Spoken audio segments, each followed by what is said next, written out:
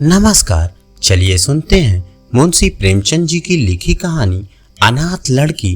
सेठ पुरुषोत्तम दास पूना की सरस्वती पाठशाला का मुआयना करने के बाद बाहर निकले तो एक लड़की ने दौड़कर उनका दामन पकड़ लिया।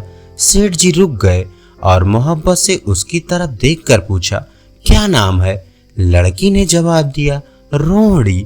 सेठ जी ने उसे गोद में उठा लिया और बोले, तुम्हें कुछ इनाम मिला?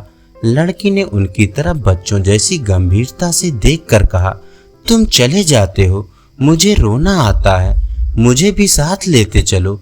सेठ जी ने हंसकर कहा, मुझे बड़ी दूर जाना है, तुम कैसे चलोगी? रोहिणी ने प्यार से उनकी गर्दन में हाथ डाल दिए और बोली, जहां तुम जाओगे वहीं मैं भी चलूंगी, मैं तुम्हारी बेटी बनूंगी। मदरसे के अफसर ने आगे बढ़कर कहा, इसका बाप साल भर हुआ नहीं रहा, माँ कपड़े सीती है, बड़ी मुश्किल से गुजर होती है। सेठ जी के स्वभाव में करुणा बहुत थी, ये सुनकर उनकी आंखें भर आई। उस भोली प्रार्थना में वह दर्द था जो पत्थर से दिल को पिघला सकता है। बेकसी और यतीमों को इससे ज्यादा दर्दनाक ढंग से जाहिर करना नामुमकिन था। उन्होंने सोचा, इस नन्हे से दिल में ना जाने क्या अरमान होंगे और लड़कियां अपने खिलौने दिखाकर कहती होंगी, ये मेरे बाप ने दिया है। वो अपने बाप के साथ मदरसे आती होंगी, उसके साथ मेले जाती होंगी और उनकी दिलचस्पियों का जिक्र करती होंगी। ये सब बातें सुनकर इस भोली लड़की को भी ख्वाहिश होती होगी कि मेरा बाप होता। माँ की मोहब्बत में गहराई और आत्मीयता होती है जिसे बच्चे समझ नहीं सकते। बाप की मोहब्बत में खुशी और चाह होता है जिसे बच्चे खूब समझते हैं। सेठ जी ने रोहिणी को प्यार से गले लगा लिया और बोले, अच्छा, मैं तुम्हें अपनी बेटी बनाऊंगा, लेकिन खूब जी लगा कर पढ़ना। अब छुट्टी का वक्त आ गया है, मेरे साथ आओ, तुम्हारे घर पहुंचा दूं। यह कहकर उन्होंने रोहिणी को अपनी मोटर कार में बिठा लिया। रोहिणी ने बड़े इत्मीनान और गर्व से अपनी सहेलियों की तरफ देखा। उसकी बड़ी बड़ी आंखें खुशी से चमक रही थी और चेहरा चांदनी रात की तरह खिला हुआ था। सेठ ने रोहिणी को बाजार की खूब सैर कराई और कुछ उसकी पसंद से कुछ अपनी पसंद से बहुत सी चीजें खरीदी। यहाँ तक कि रोहिणी बातें करते करते कुछ थक सी गई और खामोश हो गई। उसने इतनी चीजें देखी और इतनी बातें सुनी कि उसका जी भर गया। शाम होते होते रोहिणी के घर पहुंचे और मोटर कार से उतरकर रोहिणी को अब कुछ आराम मिला। दरवाजा बंद था। उसकी माँ किसी ग्राहक के घर कपड़े देने गई थी। रोहिणी ने अपने तोहफों को उलटना पलटना शुरू किया। खूबसूरत रबड़ के खिलौने, चीनी की गुड़िया जरा दबाने से चूं चूं करने लगती और रोहिणी यह प्यारा संगीत सुनकर फूली न समाती। रेशमी कपड़े और रंग बिरंगी साड़ियों की कई बंडल थे, लेकिन मखमली बूटे की गुलकारियों ने उसे खूब लुभाया था। उसे इन चीजों को पाने की जितनी खुशी थी, उससे ज्यादा उन्हें अपनी सहेलियों को दिखाने की बेचैनी थी।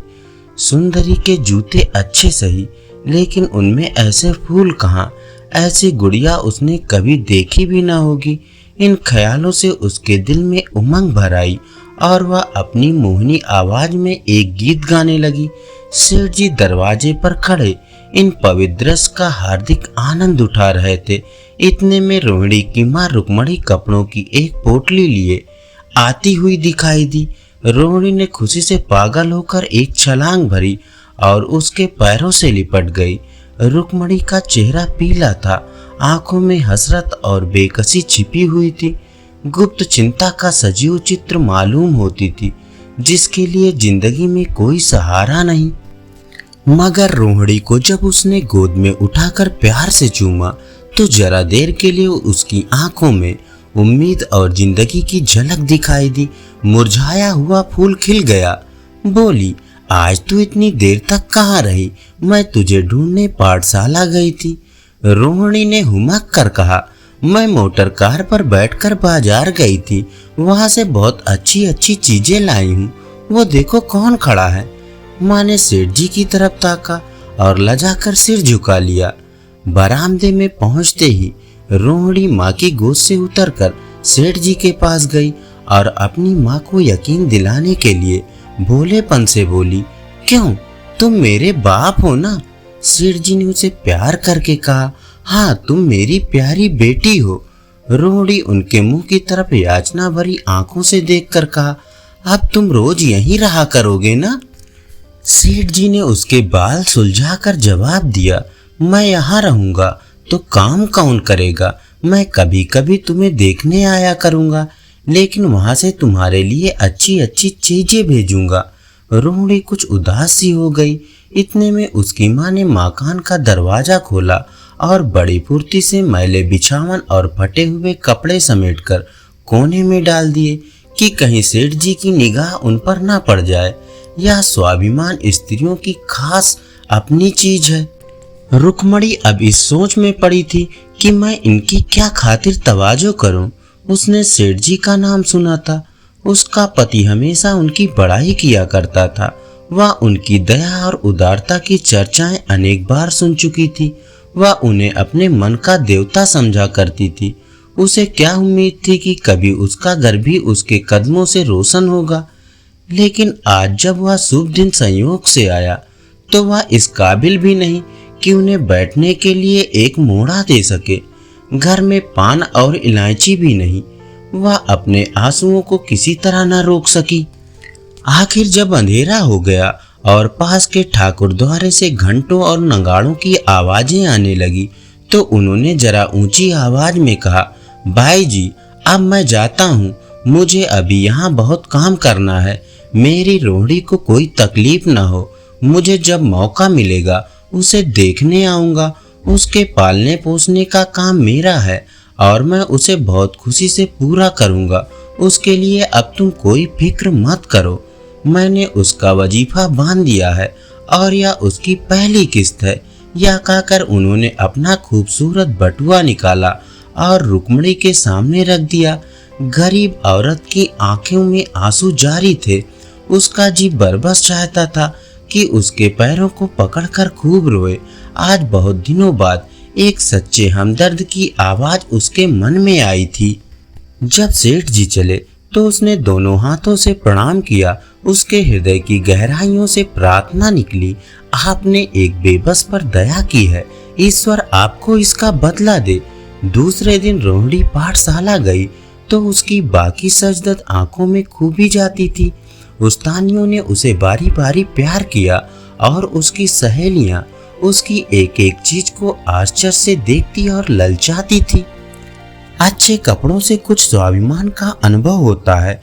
आज रोहिणी वह गरीब लड़की न रही जो दूसरों की तरफ विवश नेत्रों से देखा करती थी। आज उसकी एक एक क्रिया से सहसोचित गर्व और चंचलता टपकती थी और उसकी जबान एकदम के लिए भी न रुकती थी।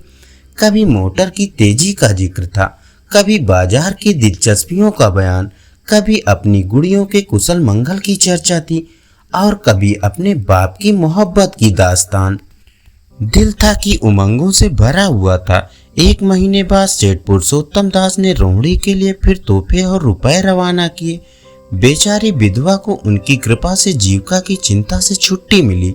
वह भी रोहिणी के साथ पाठशाला आती और दोनों माँ बेटियां एक ही दर्जे में साथ साथ पढ़ती, लेकिन रोहिणी का नंबर हमेशा माँ से अव्वल रहा। सेठ जी जब पूना की तरफ से निकलते तो रोहिणी को देखने जरूर आते और उनका आगमन उसकी प्रसन्नता और मनोरंजन के लिए महीनों का सामान इकट्ठा कर देता। इसी तरह कई साल गुजर गए और रोहिणी ने जवानी के सुहाने हरे भरे मैदान में पैर रखा, जबकि बचपन की भोली भाली अदाओं में एक खास मतलब और इरादों का दखल हो जाता है। रोहिणी अब आंतरिक और बाह्य सौंदर्य में अपनी पाठशाला की नाक थी। हाव भाव में आकर्षक गंभीरता, बातों में गीत का सा खिंचाव और गीत का सा आत्मिक रस था। कपड़ों में रंगीन सादगी, आंखों में लाज संकोच, विचारों में पवित्रता। जवानी थी मगर घमंड और बनावट और चंचलता से मुक्त। उसमें एक एकाग्रता थी, ऊंचे इरादों से जो पैदा होती है। स्त्रियोचित उत्कर्ष की मंजिलें वह धीरे धीरे तय करती चली जाती थी। सेठ जी के बड़े बेटे नरोत्तम दास कई साल तक अमेरिका और जर्मनी की यूनिवर्सिटियों की खाक छानने के बाद इंजीनियरिंग विभाग में कमाल हासिल करके वापस आए थे। अमेरिका के सबसे प्रतिष्ठित कॉलेज में उन्होंने सम्मान का पद प्राप्त किया था। अमेरिका के अखबार एक हिंदुस्तानी नौजवान की इस शानदार कामयाबी पर चकित थे। उन्हीं का स्वागत करने के लिए बंबई में एक बड़ा जलसा किया गया था। इस उत्सव में शरीक होने के लिए लोग दूर दूर से आए थे। सरस्वती पाठशाला को भी निमंत्रण मिला और रोहिणी को सेठानी जी ने विशेष रूप से आमंत्रित किया। पाठशाला में हफ्तों तैयारियां हुई। रोहिणी को एकदम के लिए भी चैन न था। यह पहला मौका था कि उसने अपने लिए बहुत अच्छे अच्छे कपड़े बनवाए थे। रंगों के चुनाव में वह मिठास थी, काट छाट में वह फबन जिससे उसकी सौंदर्यता चमक उठी। सेठानी कौशल्या देवी उसे लेने के लिए रेलवे स्टेशन पर मौजूद थी।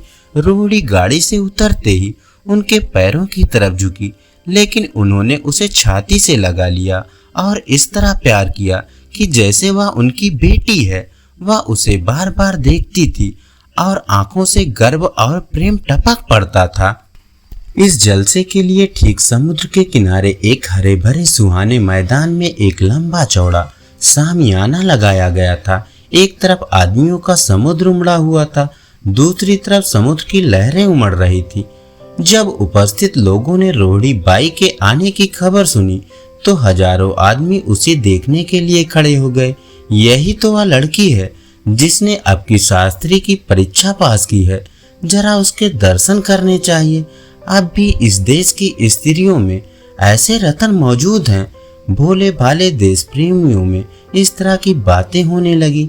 शहर की कई प्रतिष्ठित महिलाओं ने आकर रोहिणी को गले लगाया और आपस में उसके सौंदर्य और उसके कपड़ों की चर्चा होने लगी।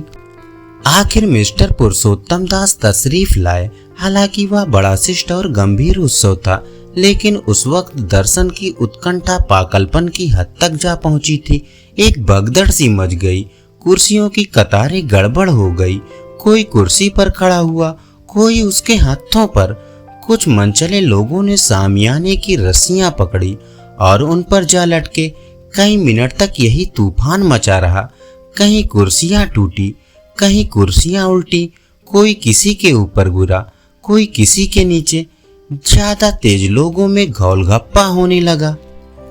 तब बीन की सुहानी आवाजें आने लगी। रोहिणी ने अपनी मंडली के साथ देश प्रेम में डूबा हुआ गीत शुरू किया।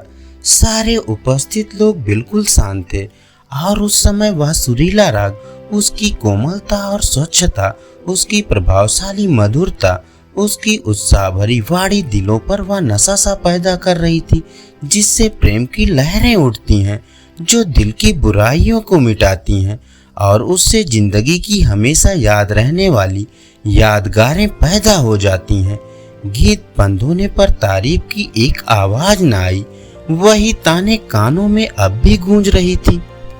गाने के बाद विभिन्न संस्थाओं की तरफ से अभिनंदन पेश हुए और तब नरोत्तम दास लोगों को धन्यवाद देने के लिए खड़े हुए, लेकिन उनके भाषण से लोगों को थोड़ी निराशा हुई।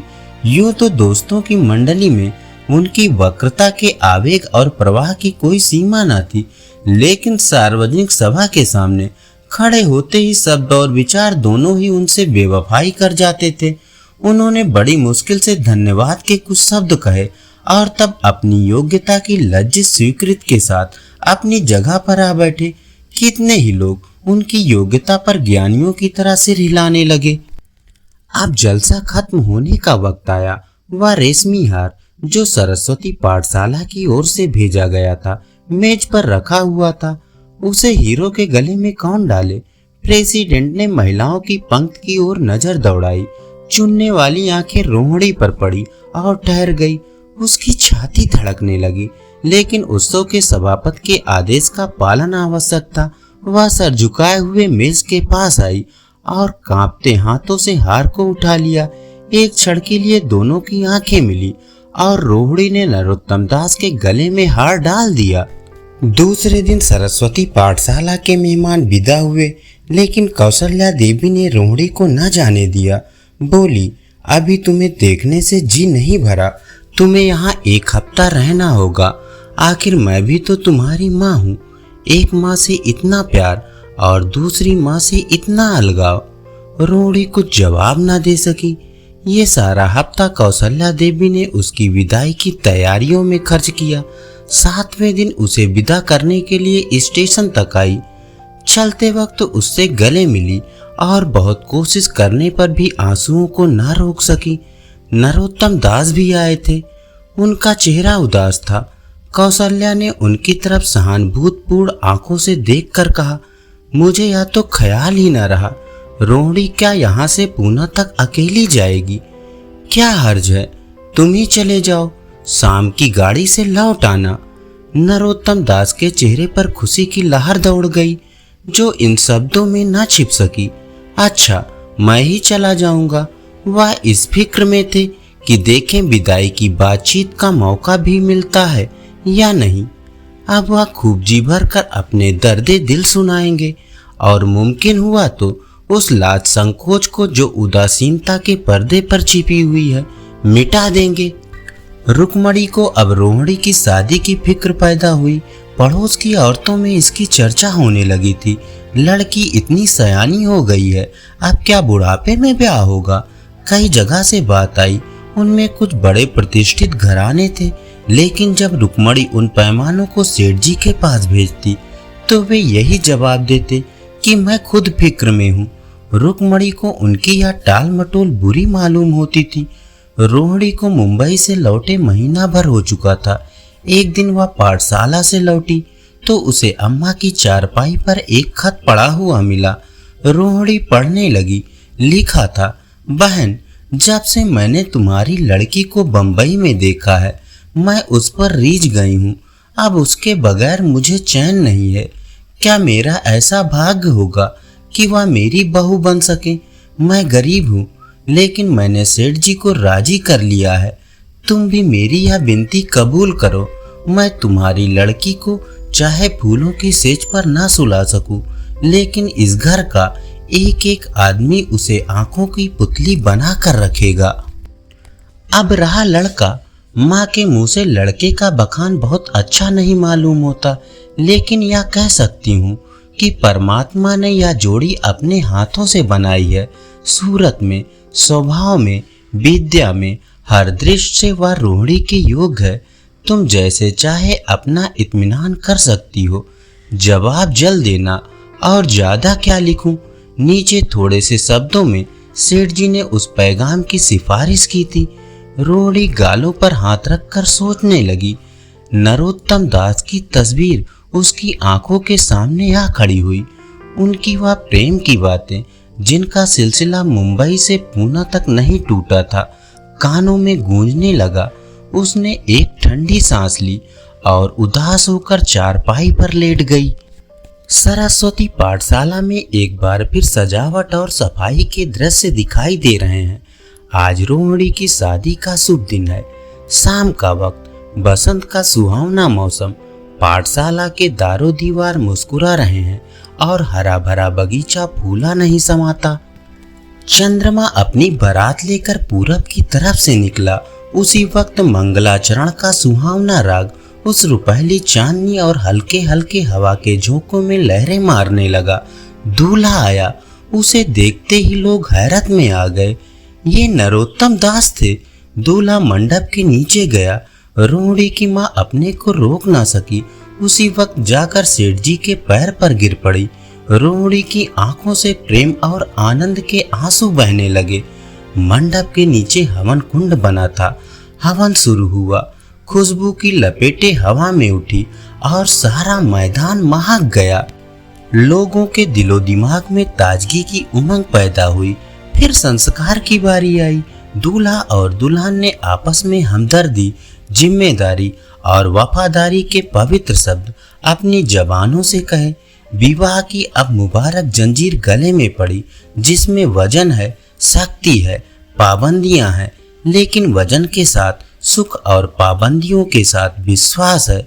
दोनों दिलों में उस वक्त एक नई बलवान आत्मिक शक्ति की अनुभूति हो रही थी। जब शादी की रस्में खत्म हो गई तो नाच गाने की मजलिस का दौर आया। मोहक गीत गूंजने लगे। सेठ जी थक कर चूर हो गए थे। जरा दम लेने के लिए बगीचे में जाकर एक बेंच पर बैठ गए। ठंडी ठंडी हवा आ रही थी। एक नशा सा पैदा करने वाली शांति चारों तरफ छाई हुई थी। उसी वक्त रोहड़ी उनके पास आई और उनके पैरों से लिपट गई। सेठ जी ने उसे उठाकर गले से लगा लिया और हंसकर बोले, क्यों, अब तो तुम मेरी अपनी बेटी हो गई। धन्यवाद। अभी आप सुन रहे थे मुंशी प्रेमचंद जी की लिखी कहानी अनाथ लड़की।